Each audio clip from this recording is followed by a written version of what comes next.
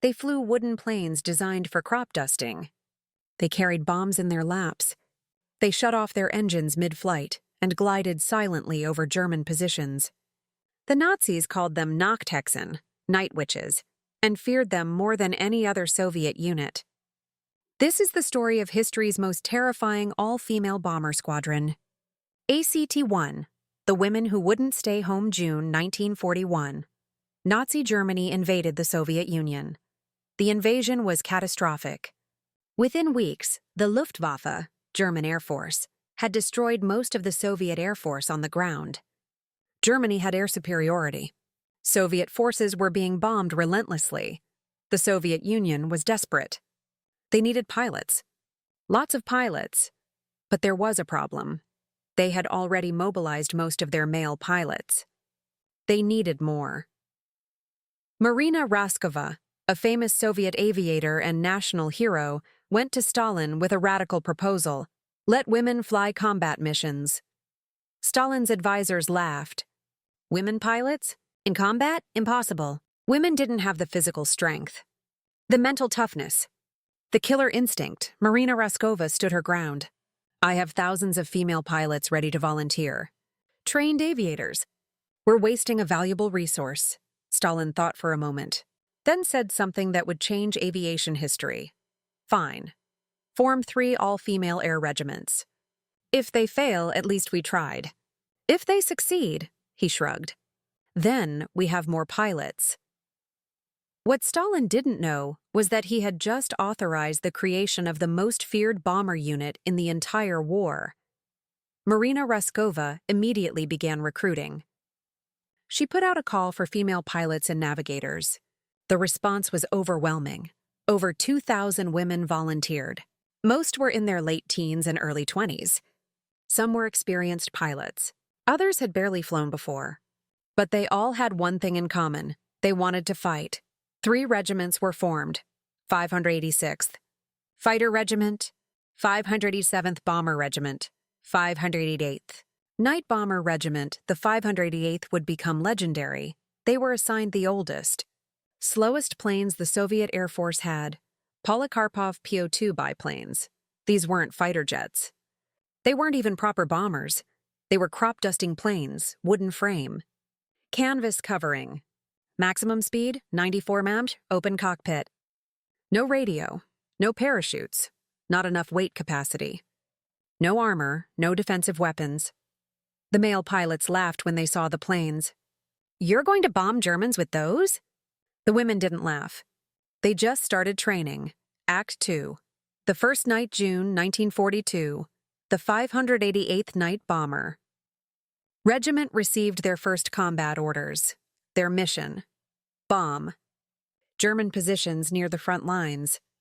The women were terrified, not because of the danger, they expected danger, but because they had no idea if their plan would actually work. Here's what made the 588th different from every other bomber unit in history. They flew at night. Obviously, they were called the Night Bomber Regiment, but here's the insane part: they would shut off their engines mid-flight. Let me explain why this was both genius and completely insane. The Po-2 biplane had a top speed of 94 mph. German fighters could fly 350 plus mph. In a straight fight, the Po-2 had zero chance. It would be shot down in seconds. But at night, the rules changed. The women developed a tactic that sounds like something from a fantasy novel. Fly toward the German position with the engine running about 1 kilometer away. Shut off the engine, glide silently toward the target, drop bombs, restart engine, and get out before the Germans could respond. The first time they tried this tactic in combat, even they didn't think it would work. The lead plane was piloted by 20-year-old Nadezhda Popova with navigator Yekaterina Ryabova. As they approached the German position, Nadezhda's hands were shaking as she reached for the engine cutoff. Are you sure about this? Yekaterina asked through the speaking tube. They had no radio, so they communicated through a metal tube connecting the cockpit and navigator seat. No, Nadezhda admitted. But we're doing it anyway. She cut the engine. Suddenly, silence. The only sound was the wind rushing past the canvas wings. It made a soft whooshing sound, like a witch's broomstick sweeping through the air. Below, German soldiers heard it. That strange swooshing sound in the darkness. They looked up but saw nothing. Just the sound, getting closer. Then, boom. Nadezhda's bombs hit a German ammunition depot. The explosion lit up the night sky. She restarted the engine and banked away as German anti-aircraft guns opened fire. But by the time the Germans aimed their guns, she was already gone into the darkness. The German soldiers were shaken. How did the bomber get so close without them hearing it? Where did it come from? How did it disappear so fast? The next night, the 588th came back. And the night after that, and the night after that, the Germans started calling them Nachthexen, night witches, because they seemed to appear out of nowhere, like supernatural beings, and disappear just as mysteriously. The name was meant to be derogatory. The women of the 588th wore it as a badge of honor. Got 3, the nightly terror. By late 1942, the night witches had perfected their tactics. Here's how a typical mission worked. Sunset. The regiment would prepare for the night's missions. Each Po-2 would be loaded with bombs, but because the plane was so small and light, they could only carry about 200 kilos of explosives. That's roughly 4 bombs. The bombs were literally held in the navigator's lap during takeoff. Once in the air, the navigator would attach them to external racks under the wings. Yes, really. They flew with bombs in their laps. Night, multiple waves of attacks. The Germans would get bombed every 15-30 minutes all night long. The night witches worked in teams. While one plane was bombing, another was returning to base, and a third was taking off. Continuous harassment. Each pilot would fly 8 to 15 missions per night. Some nights they flew 18 missions. That means taking off, flying to target, gliding silently, dropping bombs, escaping, landing, reloading, taking off again, up to 18 times in one night. But here's what made them truly terrifying to the Germans. The Po-2. Biplanes flew too slow and too low for German anti-aircraft systems to track effectively. German radar was designed to detect fast-moving metal aircraft. The Po-2 was wood and canvas, flying at 94 Mach at altitudes below 1,000 meters. Radar couldn't see them properly. German fighters couldn't catch them at night because the Po-2 flew too slow. German fighters would stall out trying to fly that slow. The Po-2 flew too low. German fighters couldn't safely maneuver at that altitude in darkness. When German fighters did try to attack, the Po-2 could make sharp turns. The heavier fighters couldn't match. So, the night witches were essentially immune to the 2 main German air defense systems. The only thing that could hit them was manually aimed anti-aircraft guns. And at night, with no engine noise to give away their position until the last second, the Germans were shooting blind. German soldiers began to dread nightfall.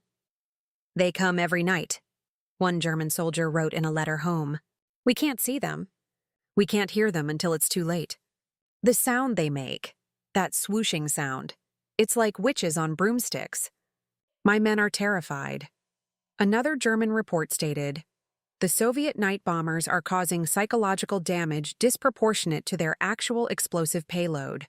Soldiers are sleep-deprived, constantly on edge, and morale is deteriorating." The Germans tried everything to stop them. Searchlights, the night witches just flew around them. More anti-aircraft guns, couldn't aim fast enough. Fighter patrols, couldn't catch the slow biplanes. Offering medals to any pilot who shot one down, difficult to collect when you can't catch them. Nothing worked. The night witches kept coming, every single night. ASI 4, the cost of courage. But flying ancient wooden planes into combat every night had a cost. The Po-2 had no armor. A single bullet could tear through the canvas. A single hit to the wooden frame could bring the plane down, and the Germans eventually started getting better at shooting them down. One night in 1943, everything went wrong for Nadezhda Popova and her navigator. They were on their 11th mission of the night, exhausted. But there were still 2 more missions planned. As they glided silently toward a German position, a searchlight caught them. Suddenly, they were lit up like a stage performer. Every German anti-aircraft gun in the area immediately opened fire. Tracers, glowing bullets, flew past the plane. Nadezhda heard the sound of canvas tearing as bullets ripped through the wings. "We're hit!" Yekaterina shouted through the speaking tube. "How bad?" "I don't know. Just drop the bombs and let's get out of here." Nadezhda pulled the bomb release, felt the plane lurch as the weight dropped away. She pushed the engine restart button. Nothing. She tried again. Nothing. The engine wouldn't start. They were in a gliding wooden plane, lit up by searchlights with every German gun firing at them. And they had no engine. Restart. Restart. Yekaterina screamed.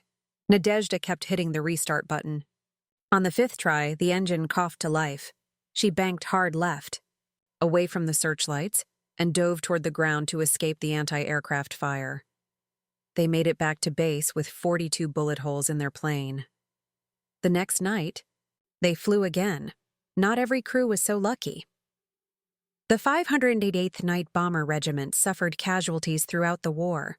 The exact number is disputed, but approximately 30 aircrew members were killed in action out of the roughly 80 who served in the regiment at various times. Each loss was devastating. These women had become sisters. They lived together, flew together, survived together. When a plane didn't return, the entire regiment mourned, but they never stopped flying. ACT-5, the hero of the Soviet Union by 1944, the Night Witches had flown over 23,000 combat missions. Think about that number, 23,000 missions. Each mission involving flying an ancient wooden plane, shutting off the engine in enemy territory, gliding silently over German positions, dropping bombs while being shot at escaping in the darkness. And they did this while the male pilots in other regiments flew modern aircraft with radios, parachutes, and armor. The Soviet High Command finally began to recognize their achievements.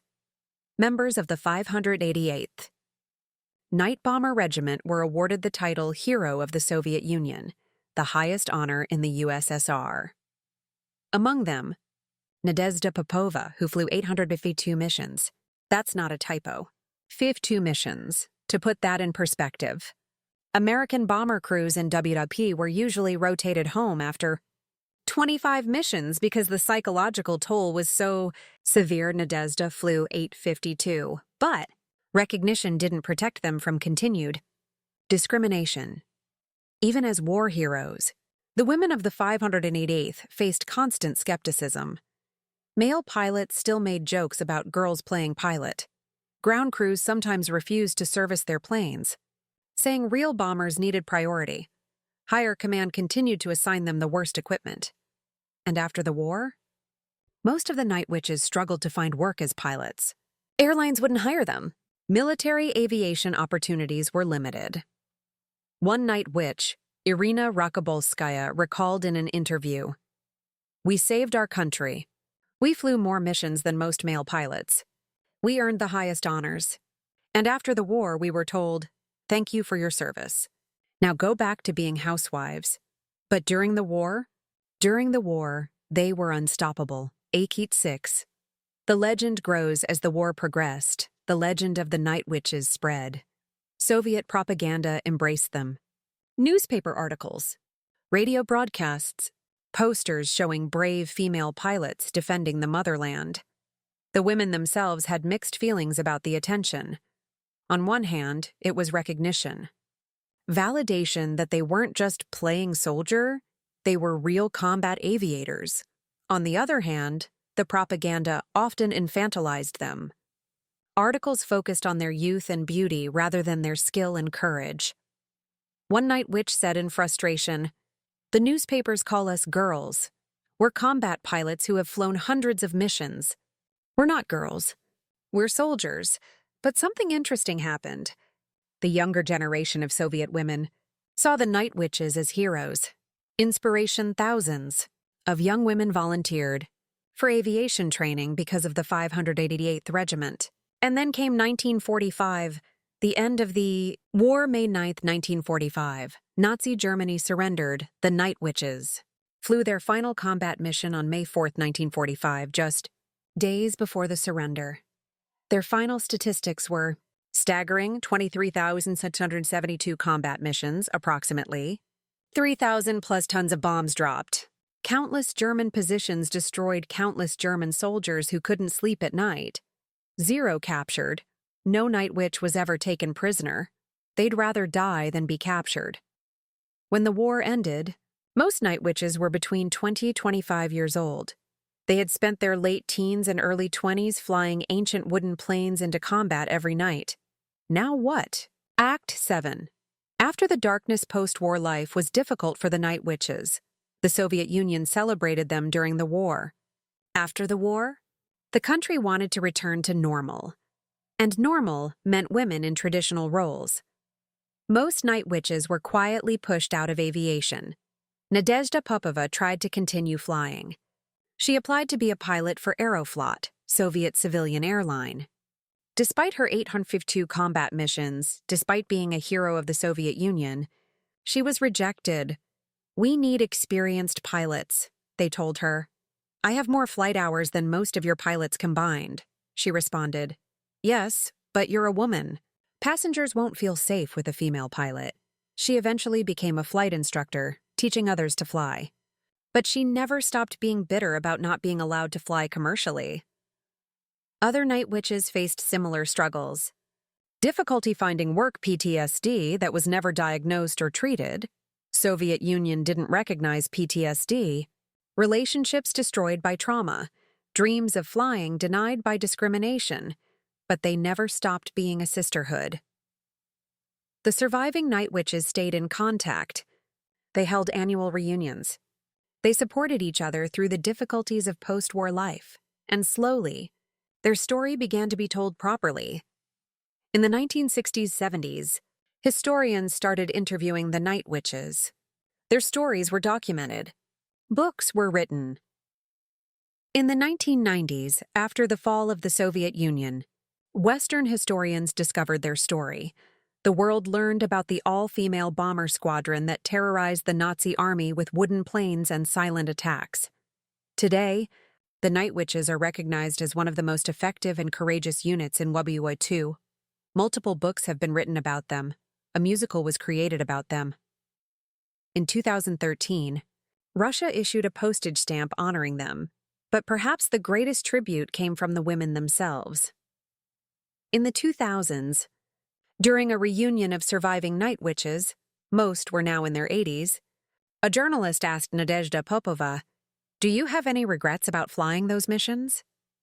Nadezhda thought for a long moment, then smiled. "Only one regret," she said.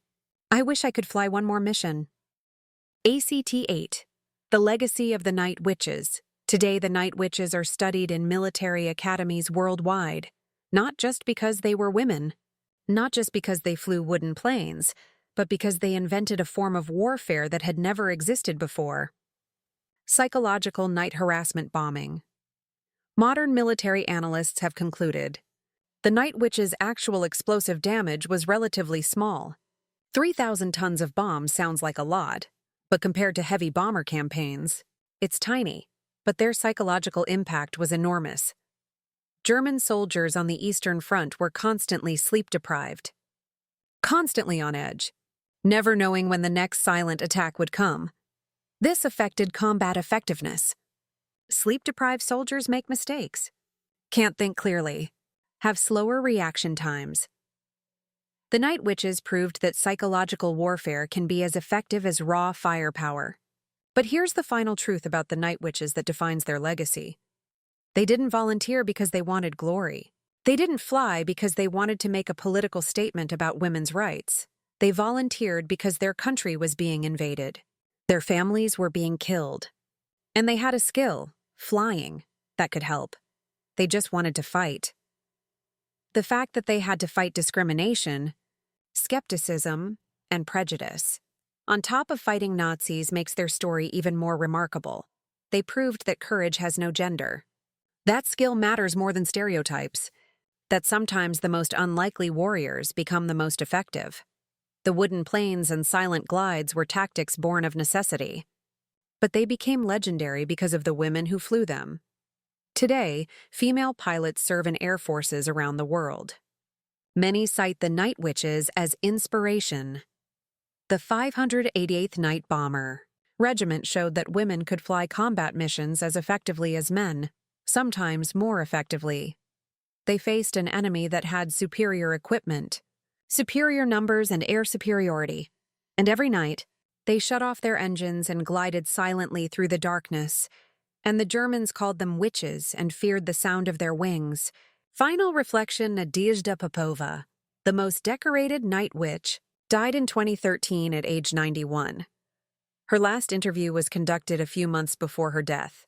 The interviewer asked her one final question. "When you hear the word witch now, what do you think?" Nadezhda smiled. "I think we took an insult and turned it into a badge of honor. The Germans meant to mock us. Instead, they made us legendary," she paused. Then added, "You know what the Germans never understood? We weren't witches.